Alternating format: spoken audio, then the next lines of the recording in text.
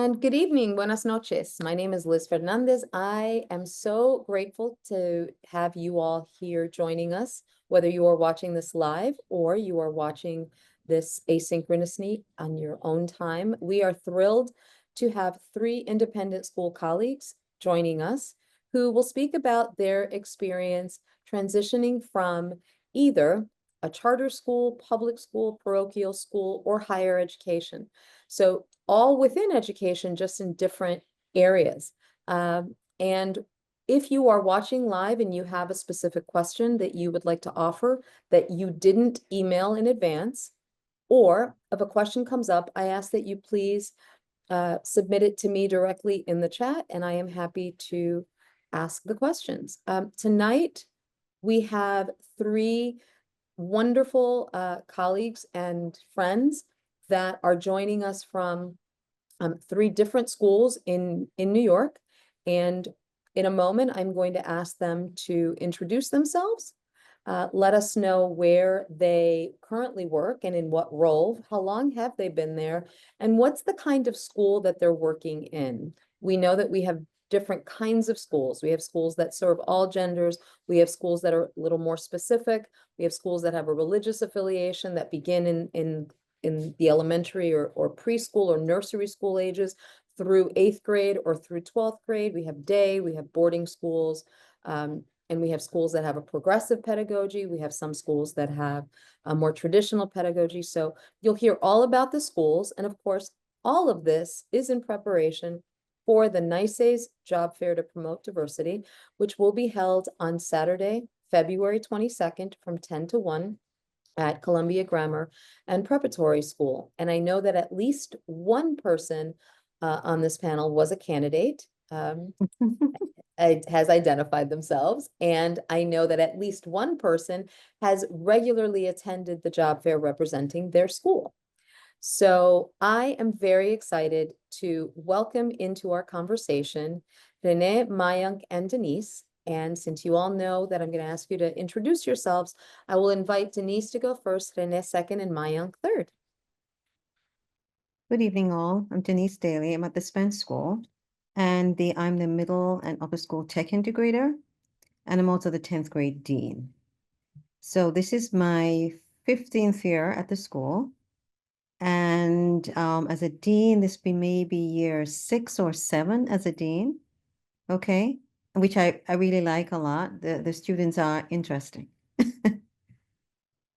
And remind us, Denise, what kind of school is Spence and where is Well, it it's a located? K through 12 all-girls school on the Upper East Side. It's a day school, not boarding. I would say it's very progressive in its thinking, but there's some aspects of which you may find traditional, but they're also very progressive in its thinking, I would say. All right, good evening, everyone. My name is Rene Jimenez.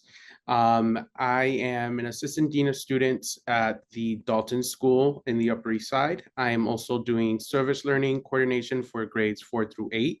So we are a K through 12 progressive education model, and I'm based out of the middle school. So our middle school is a different approach. We have grades 4 through 8 in the middle school.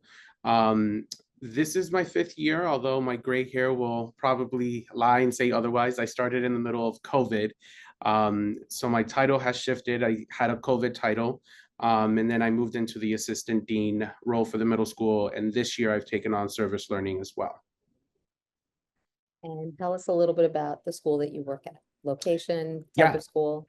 So Dalton is a private day school in the Upper East Side. We are grades K through 12. In our progressive approach, we are inclusive of all gender identities in our building. And we really strive to approach our learning and our education model for students. Our motto is go forth unafraid. So we really believe in creating agency within our student body and having them explore education based on what they want to learn and what their interests are. And yeah. Hi, everyone. Can everyone hear me all right? Great. Okay. My name is Mayank. It's like my uncle, but just my unk. I used to be a civil rights lawyer in India. I practiced there for several years before I came to the States for grad school. I was then consulting at a few places, doing some government work, and I eventually was lecturing at Princeton, so at university. And I've been at Brooklyn Friends now for about a year and a half. No, sorry, about a year now. This is my first full year that I'm working there. And I am the upper school environmental science and societies teacher. My PhD was on was science related. And I'm also a CAS coordinator. So I essentially coordinate social justice projects that these students are engaged with. They work with outside clients, they consult for outside clients, and they do social justice work. Brooklyn Friends School is a truly incredible school. It has lots of different types of learners. It's a very inclusive school, very progressive in its values and its thinking. It's a small, I mean, to my mind, a fairly small school. Everyone knows everyone, and it's been a really wonderful place to, start essentially my teaching career in school. It's in Brooklyn Friends. Thank you. So, so happy to hear from all of you. And I want to dive a little more into your professional journey. So, what did you do previously? I know some of you have already mentioned. It would be great to hear a little more about some of your experiences and what you previously did. And then what made you consider independent schools?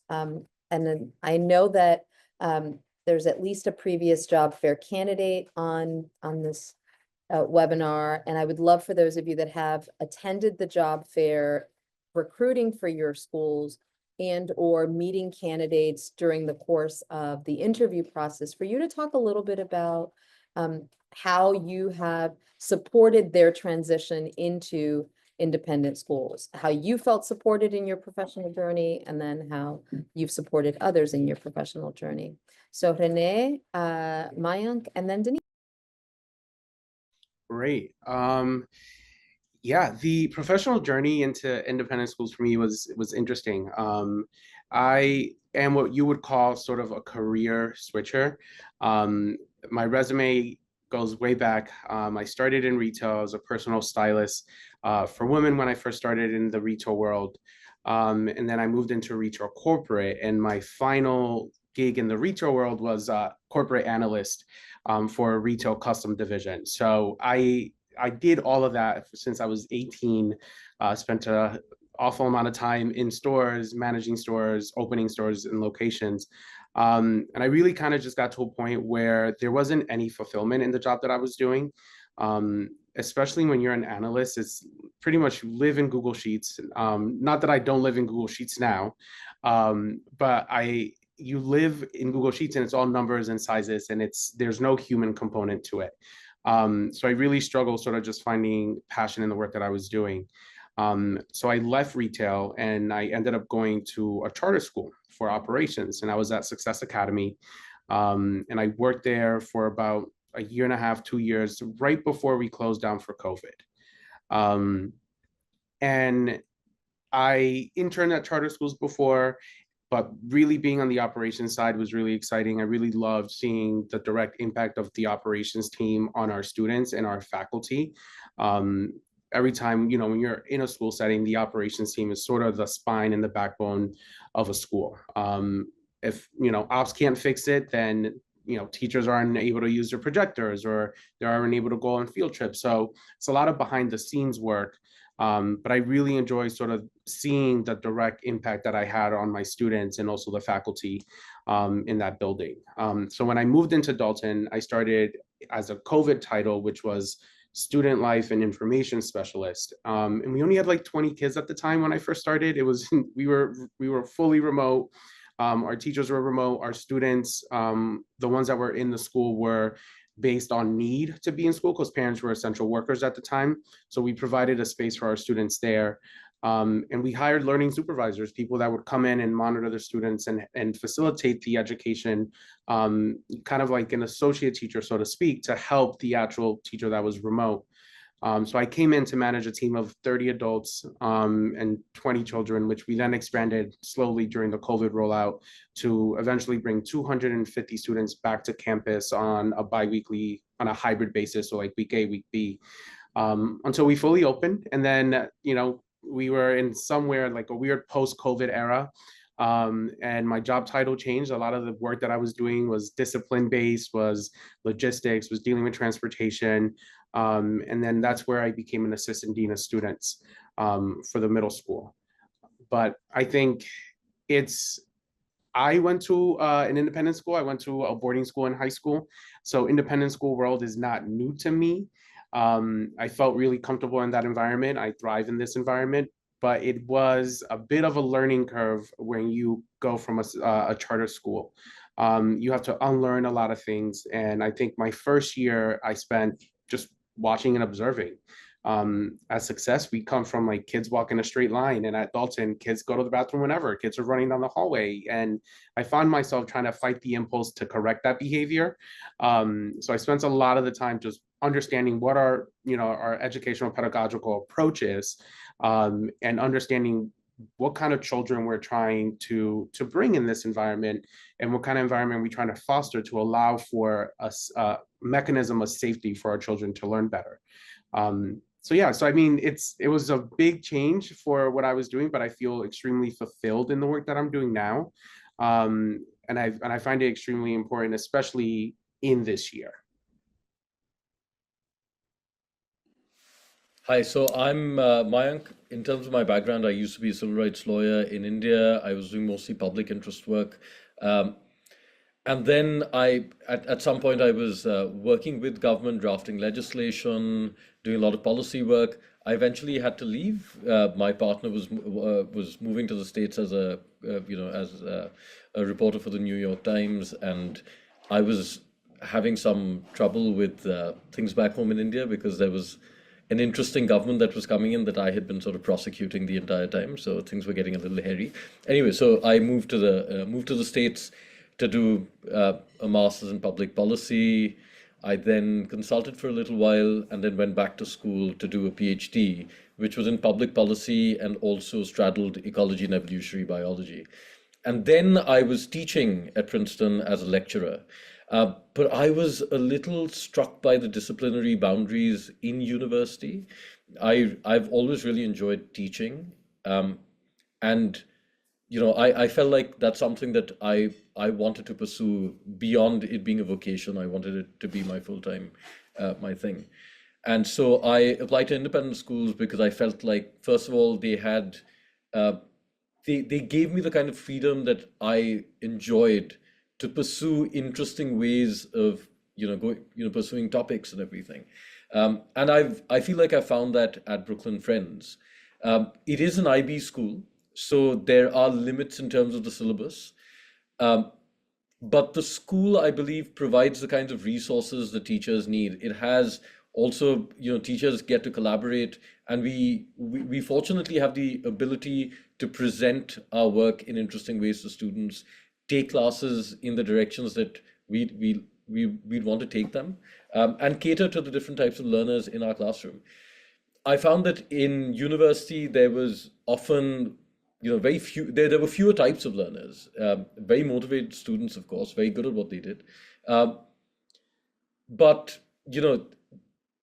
I felt like my lecturing style just sort of worked in university. However, when I moved to independent school, I found that I had to reach out to my students in different sorts of ways.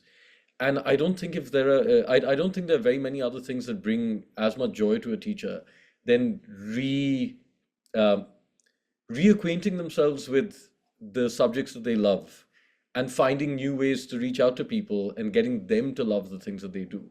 And so I've truly enjoyed that at Brooklyn Friends. And it's also, it's nice to be around teachers who I feel are generally quite gentle souls compared to the world that I came from, who are generally sharks. I think I'd like to build on something that you said, Mayank, about the difference in culture.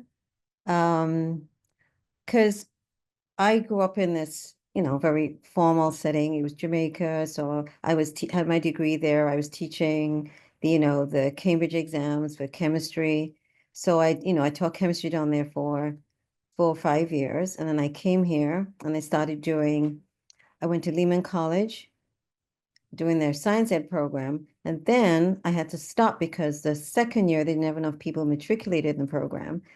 And so I had to take a little break. And then eventually I started at Teachers College doing their tech in education. But one of the things which has been transformative is adjusting my way of thinking. It's very hard to get out of that little rigid sort of formal mindset I grew up with. And so yesterday I had this wonderful conversation with a student about her uniform. She wasn't dressed to code. So, she said, but Miss Daly, I think that approach is very misogynistic. And I really think I should be able to do this. And so we had this whole dialogue about community, and sometimes we have to look beyond ourselves. And I also introduced her, I said, well, as faculty, we also have to do some boundary training. And in terms of what's appropriate ways for us to interact with you as students. And so sometimes the way you dress as students puts us in conflict. We could be at conflict with, if somebody perceives we're looking at you the wrong way. So we had this great dialogue. So the education is not just all academic. It's sometimes you're learning, sometimes learning from the kids, sometimes they're learning from you. But so part of it is a social adjustment, personal adjustment, having an open mind. Don't be afraid to challenge the values you were growing up with. I'm not saying you should throw away everything because it's part of who you are, it's your identity. But sometimes you did things without thinking. This is the way it is. And so sometimes it's good to reflect on that. Yes, that was the way it is, but is it working now? And what can I do to open that dialogue with students? So I find you have to adjust. So the first time I taught here, I was at a middle school in the Bronx. I was, first year teacher. They had me doing so many different things. I was doing computer classes, an earth science class, a biology class. Of course, you're only going to do that to a first year teacher, right? So I did that for 1 year.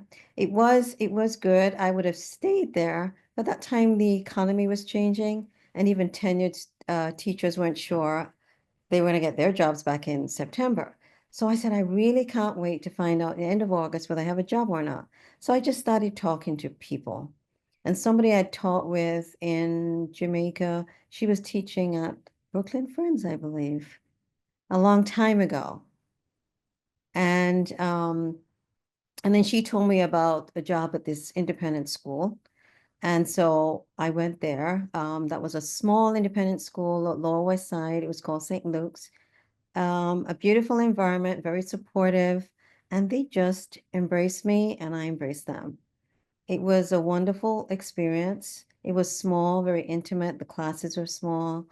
And it was a great big cultural exchange between me and the faculty and kids, and I enjoyed it. But the thing is, I think they embraced me in my differences. And I think that was my great start. It was a great place to start. And then I stayed there for 6 years, and then I went to another school, Upper East Side. It was different. I can say it, right? Which school? Doesn't matter, right? Yeah, so I was at Sacred Heart. I was there for 15 years, so things must have been working out well. And then I switched and went on the other side. Then I went to Spence.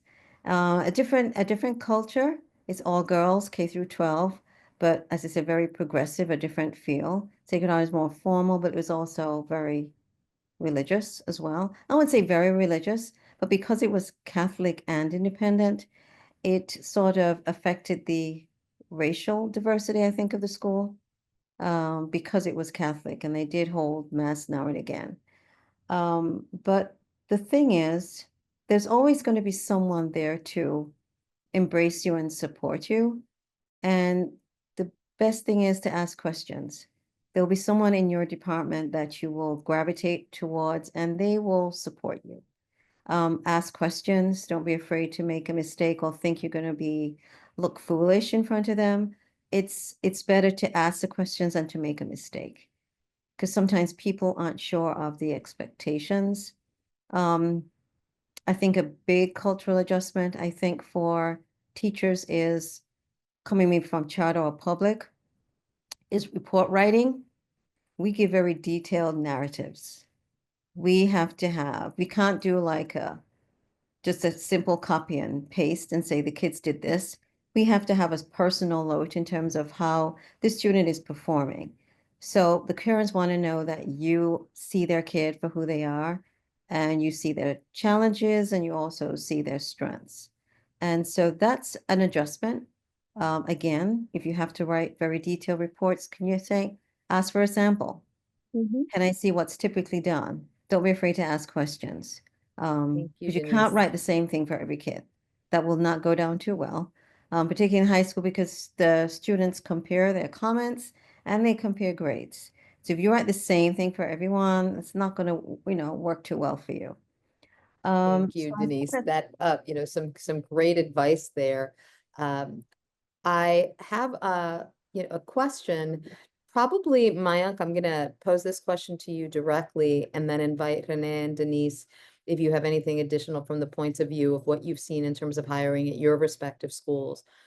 Someone asked if transitioning from higher ed and specifically from the biological sciences, um, or just in science in general, is it assumed that because you're going from higher ed that you would go to the next oldest group and go to upper school? Would there be an opportunity to be considered for either lower or middle school science?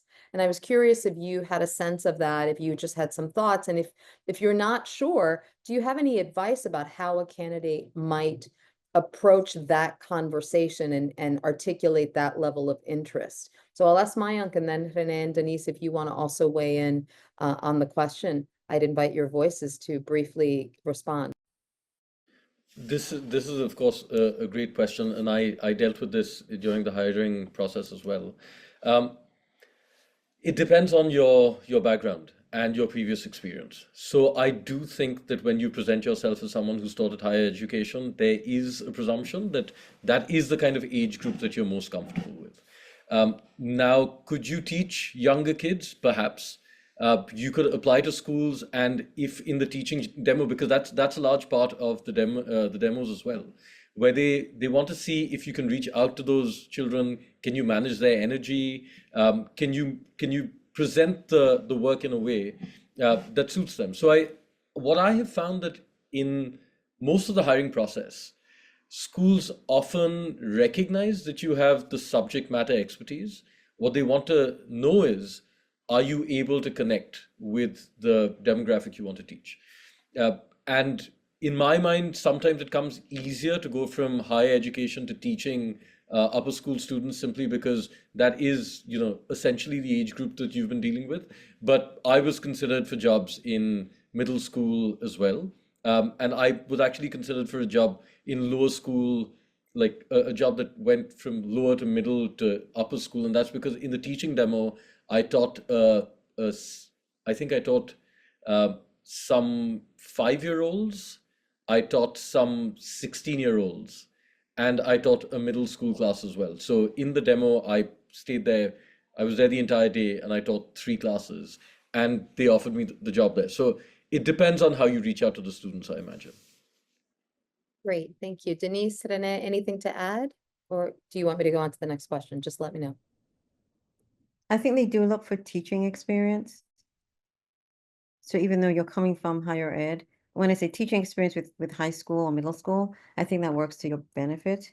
It's a very rare for someone to transition from teaching in college to go to lower school. But if you're interested in being like a department chair, it's good to engage, ask for teaching opportunities in the different divisions.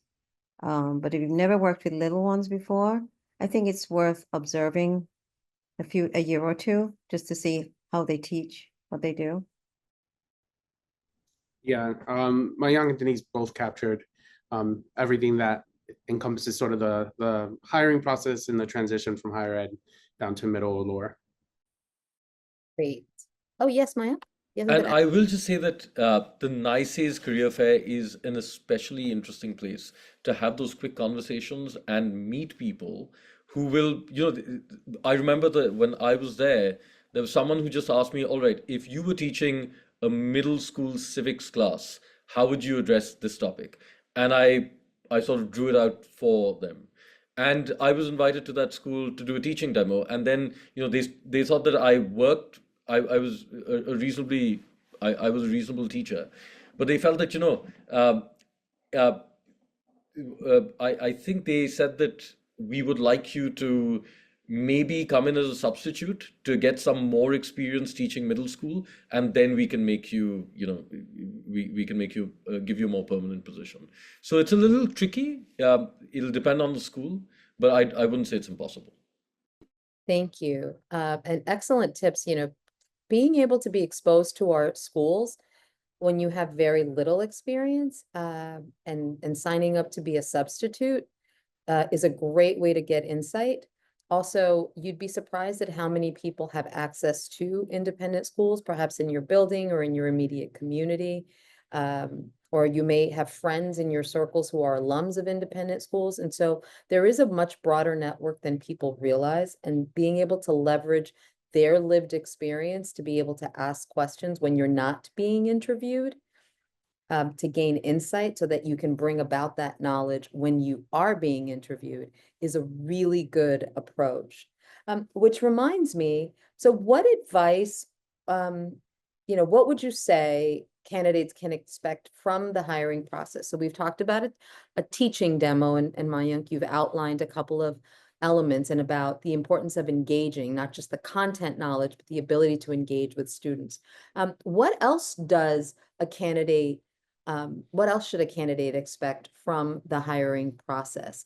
Thinking about what specific elements. So what does the day look like when you actually visit? Before you even get to the visit, what does those initial points of contact look like? Think about the job fair, Mayank. I know you were there, and you've alluded to it. Just try to be as detailed as possible and cover an area. So one of you can talk about the job fair, one of you can talk about that initial conversation, and then one of you can talk about the actual meeting when you go to a school, and the different points of contact in that demo lesson. And then, we'll wrap that piece up and move on to the next conversation, specifically talking about teaching demo observations.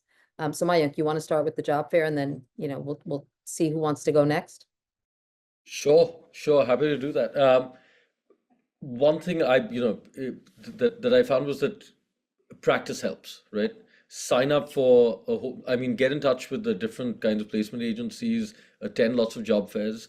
You want to get in the habit of sort of presenting yourself to these schools, getting a sense of, what they're expecting, the different types of school cultures, especially for people who are transitioning into teaching at independent schools. They have their own quirks that it helps to just practice this and being there. So I attended a whole bunch of job fairs, and then hands down, NYSAIS was the most successful, which I thought was, I'm sorry to say, I thought it was hilarious, because NYSAIS had it's like a speed dating sort of thing where you get about 5 to 10 minutes. Is that right? Maybe 5 minutes with the school.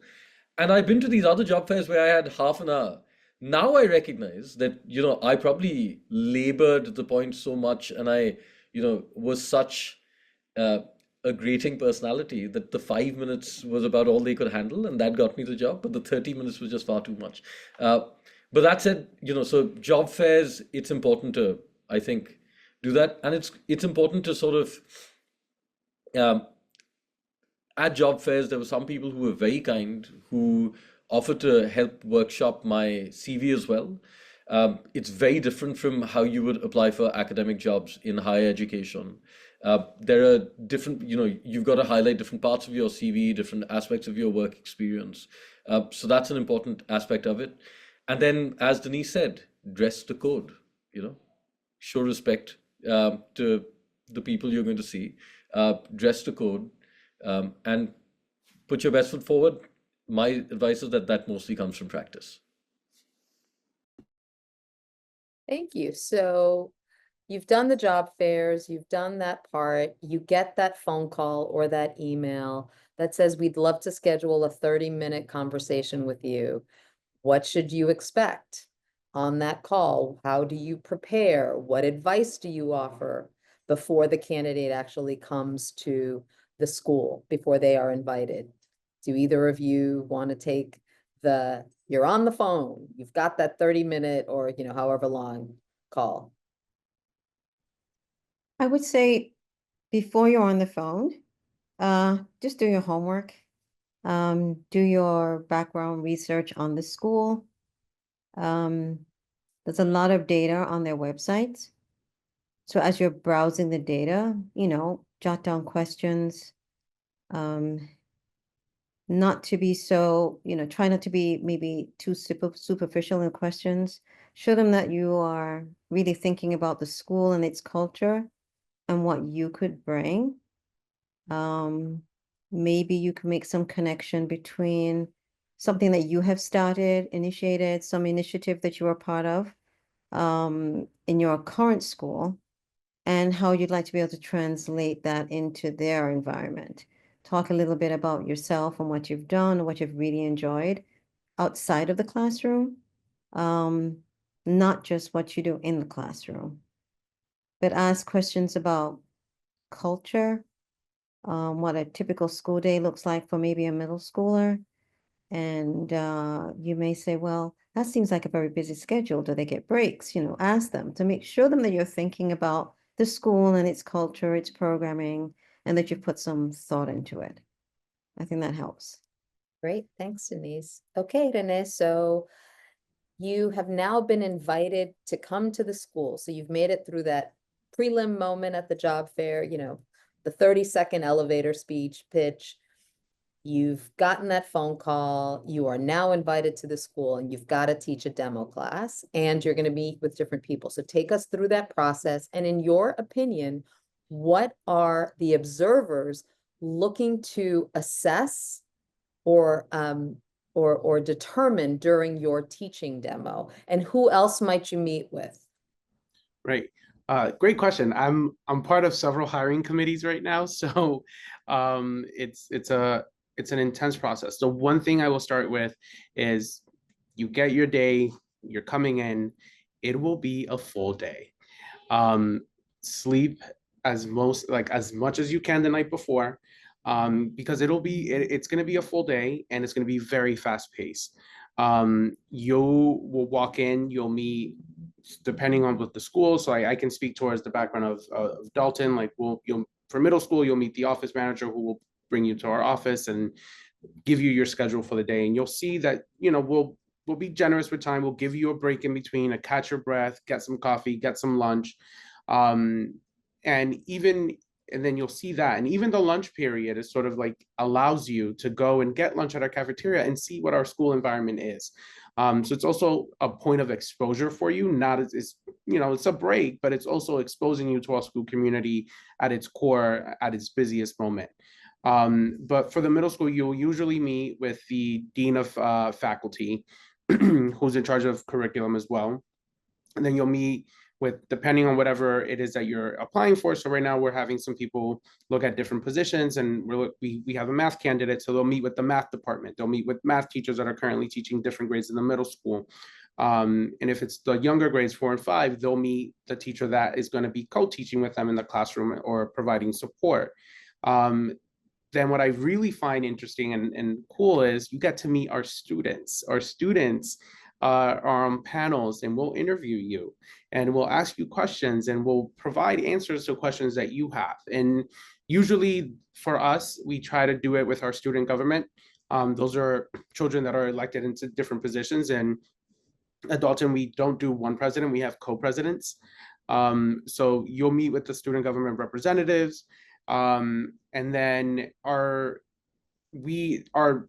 practice in our progressive education, DEI is a very huge and strong point for us. So you will be meeting with our DEI director. And there'll be questions about your DEI practice, your exposure to DEI pedagogy, and how you engage with DEI in the classroom and outside of the classroom. And then ultimately you will meet with the division director, who you're interviewing with. And then after, depending on the schedule and the day, and if it allows, then you'll meet the rest of the administrative team, which will be like me and a few other members of our middle school administrative team. And everyone has a very different approach. We try to sell our school just as much as you're trying to sell yourself to us. So we, the way that I approach these kind of interviews is more of a, what do you have for us? We know it's been a long day. We know you met with so many people. What questions do you have spinning in your head? Like, what are the smallest things you want to know? I remember fondly, we had someone from San Francisco applying, and we were like, what do you want to know about New York City? And he was like, where can I get the best chopped cheese? Like, he heard about this, that was his thing, and that's what he wanted to know. And we had this very candid conversation. I think these long days are a moment for you to learn about our school as much as possible, as soon as you hit the ground running, because we are fast-paced environments. You get your training during summer, and I will tell you from experience, the summer training is not the same as the real thing, because the kids come back and that's when the real work begins. Fantastic. Yes, Mayank, one last, and then I'll transition to the next question. Right. I'll just quickly say for the job fair as well, if there are schools you're interested in, even if they don't have jobs that fit what you'd like to do, go in there and make the connection. Make a list of the schools you want to connect with. Even if you don't formally get, an appointment with them, stay there, wait for a quiet moment, go up to them, introduce yourself. And if there are jobs that you're truly interested in, prepare for those. Go in there, be prepared with a model class that you could present to them if asked, And once you're visiting the school, speaking to what Renee was mentioning, again, the demo classes, I was in one class in which I was asked to teach about the Mongol Empire, which I love talking about. And I thought that, oh my God, this is their first and last chance to learn about the Mongol Empire. So I just went off and I created this big lecture about it. And I felt like I didn't even have the time to ask the kids who they were. And of course, that was a knock against me, because this was, one of the first teaching demos I did. And I recognize that that's not really what they're looking for. They recognize that you know your stuff. Make sure that you make those connections in your demos. I think that's one of the most important things that schools look for. Excellent advice. I really appreciate all of what you're offering. Another question that's been posed is, as you transitioned, and Renee, I recognize yours was a unique situation because COVID. Just in general, what have you noticed or observed as people are making transitions into independent schools? Are they transitioning directly into administrative positions? How often does that happen? What advice do you have for people who are seeking those administrative positions? Would you advise and support and encourage people to consider applying to a teaching position and then transitioning once you have your foot in the door with teaching? Like, what are your thoughts about that? And I offer that question to anyone who's got some thoughts about answering before we move on to the next question. So what do you all think?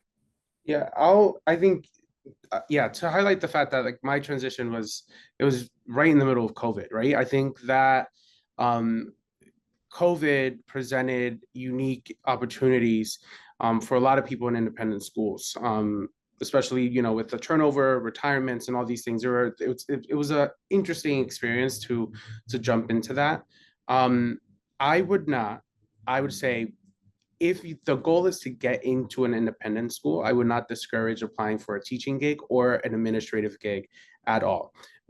What I've come to realize, and what's really awesome as an administrator, I get to see children outside of the classroom setting, and I get to experience them in ways that I wouldn't if I were in the classroom. And you build that relationship, you build that rapport, and it's really great.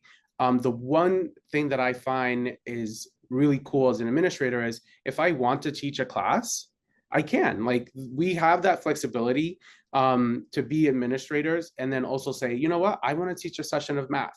I want to teach a session of something else. And I know there's some independent schools that are hiring right now for administrative positions, for dean roles, that actually require you to have a subject area that you're interested in. And that is, you are going to be a dean, but you will also be teaching a math section, or you're going to be, an assistant director for dean for faculty and curriculum, but you will also be supporting a department. I think there's some greater flexibility as an administrator as to what you can do in the classrooms. I've seen a lot of people transition from teaching into administrative roles. Um, in my experience, and it's been difficult for some people because they've been in a teaching role for so long to then transition into an administrative role, because now they have to learn that they're part of an administrative team and that their colleagues are no longer the people that they used to work closely with.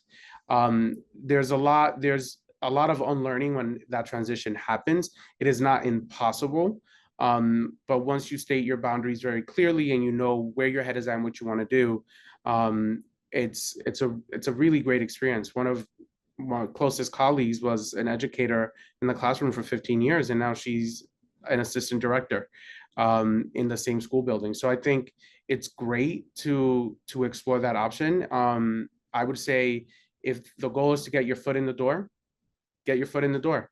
Step right in. The community will welcome you, and there's always opportunity to explore and highlight areas that are your strengths and that you feel really powerful, really passionate about. And who knows, maybe down the road, titles will get created, things get shifted around. You know, knock on wood, no more pandemic, but things can happen that open doors for you and windows as well for you to walk through.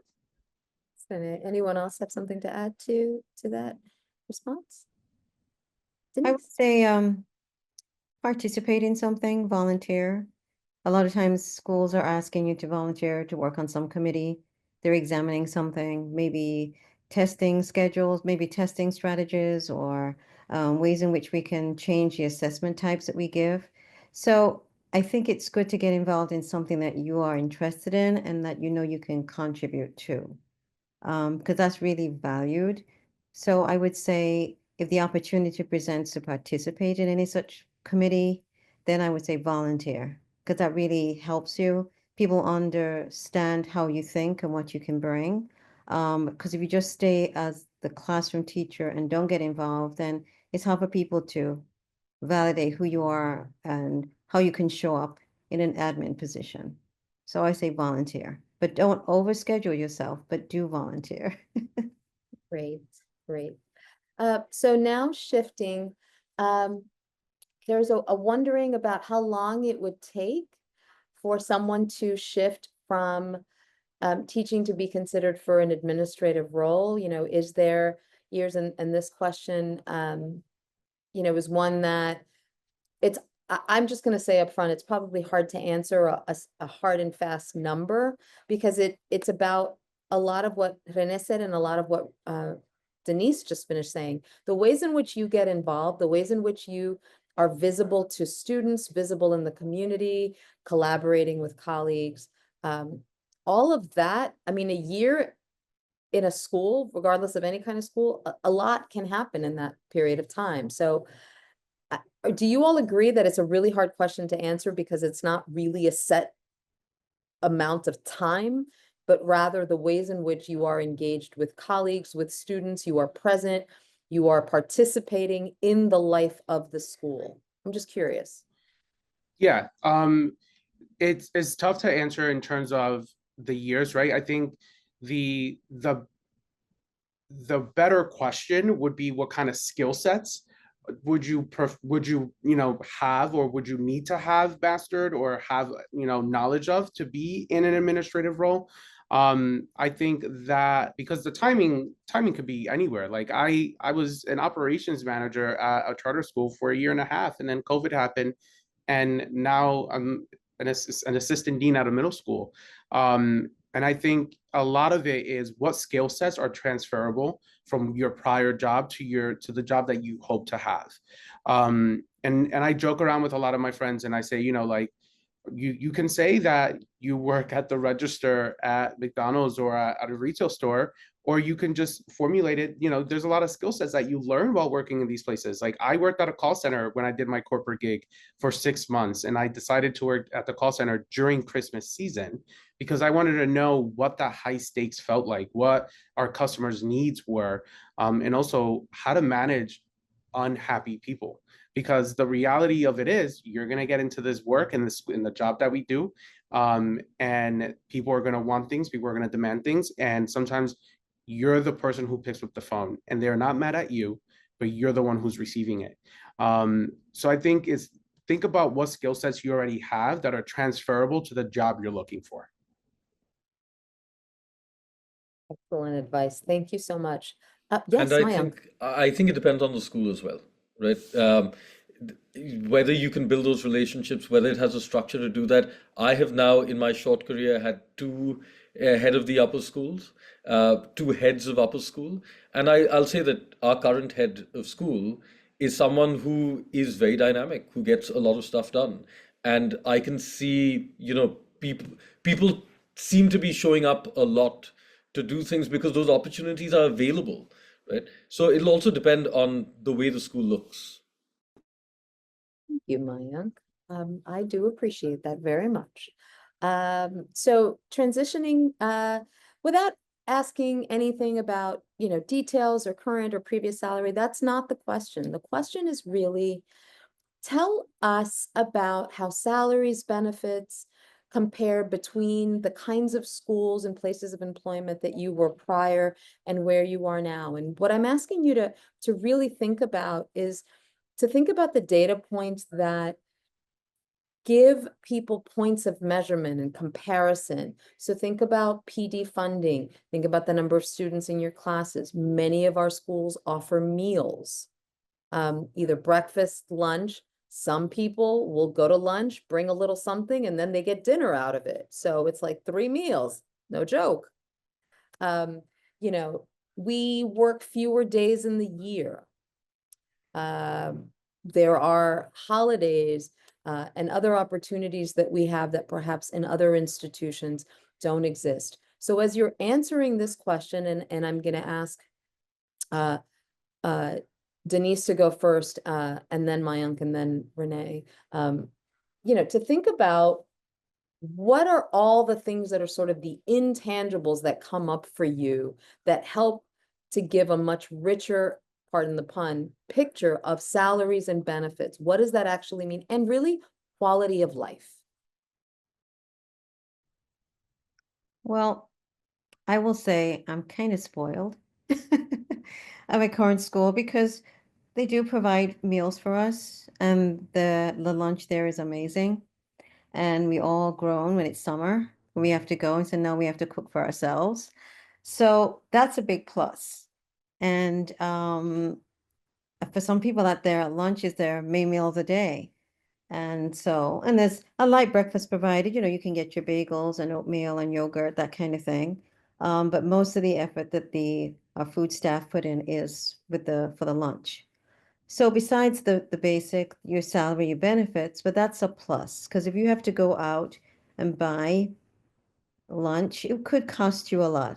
Because I'm on the Upper East Side, and a sandwich, maybe half a sandwich could cost you $15, right? And that could add up. So those are things. I think one of the things that I really appreciate is professional development. My school devotes a lot of funding for that.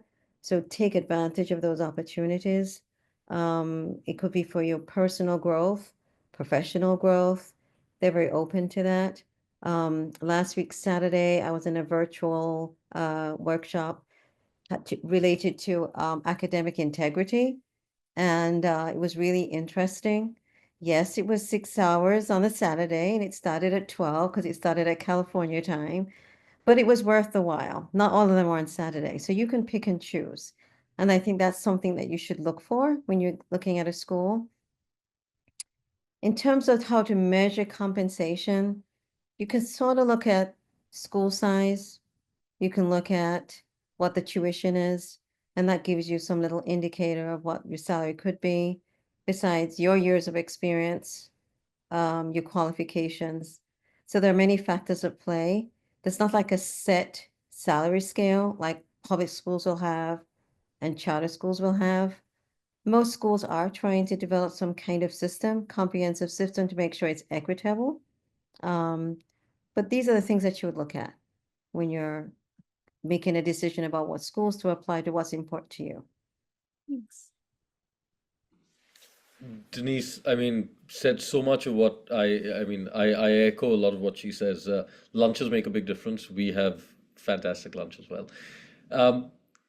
There is, so professional development, I had no idea how expensive it can get, and it's wonderful to be a part of a school that can provide that for you.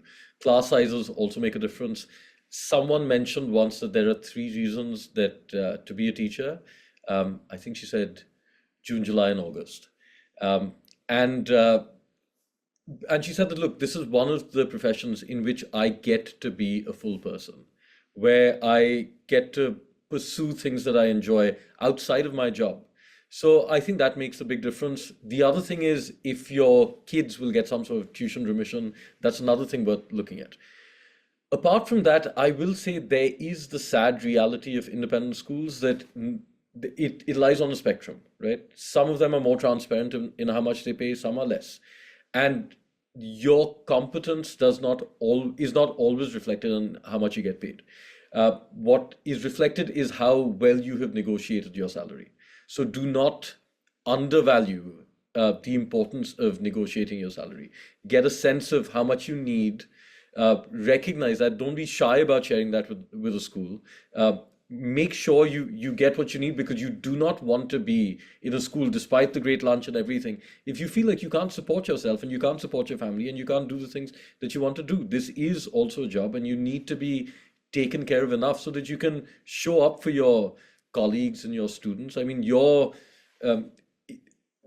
your work environment is also your students' learning environment. And it's important to be able to reconcile those two, right? It's important to work out how you are going to negotiate your salary. So I'll just put that out there. Yeah, ditto on what both Denise and Mayank said. I think what really became apparent for me in terms of what benefits were was not just the compensation I was receiving and the ability to have a director who saw the work and was able to back up the fact that I was asking for an increase that made sense.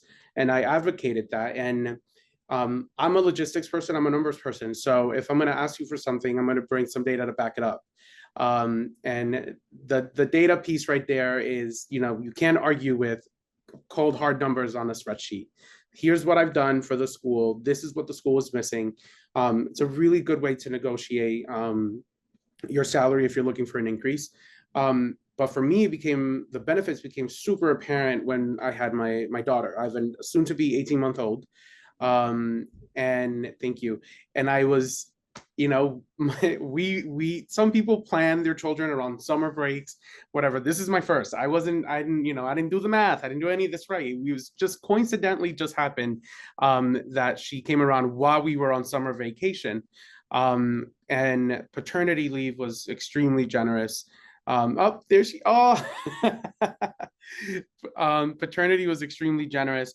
But then I also had a really supportive head of school and a really supportive director who understood the challenges that I was going to as a new parent. And when I returned, I came back the week before winter break.